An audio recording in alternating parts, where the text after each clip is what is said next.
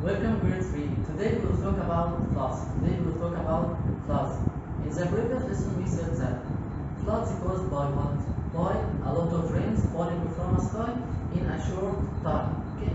But let's see the effect of floods on human and plants and the environment. Let's start with human. The effect of floods on human.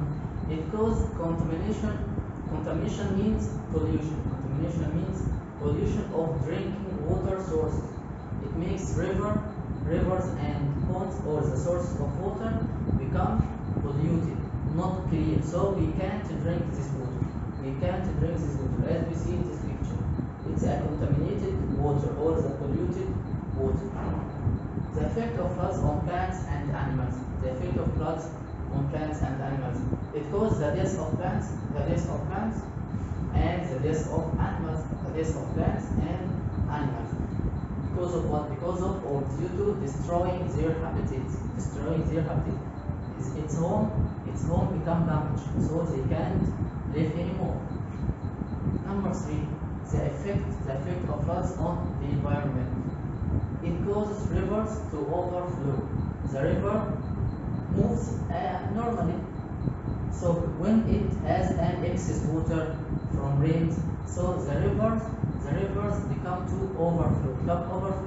The water become more bigger, or the amount of water become bigger than the road of the river or the way of the river. The effect of drought.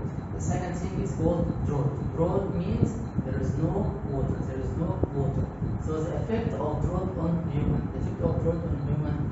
It causes also contamination of drinking water, as sand may mix with the few amount of water we found in drought or in desert.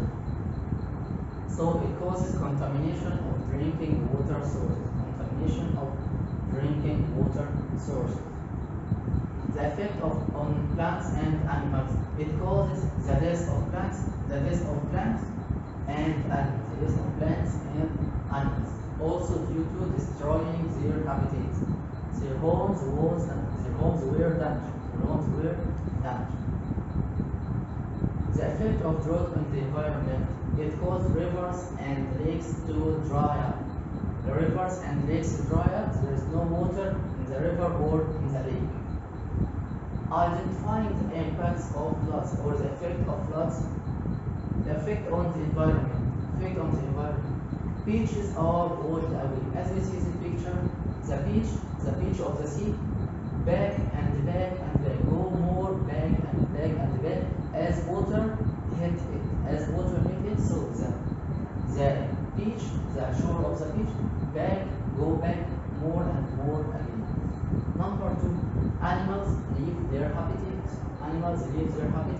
As they can't live inside the water, and their homes become damaged, so they can't live in this place again. Effect on the community or people. People stuck at home or stay at home as streets covered with water. So we stay in home or go in streets, we will stay in home. Number 2, people feel scared. They don't feel safe. Flood prevention. How we can prevent the flood, or how we can stop the flood? Number 1, we can build dams. Like the high dam in Aswan. We build dams to stop the excess water from entering rivers. There are big amount of water come out of the river to go inside the river.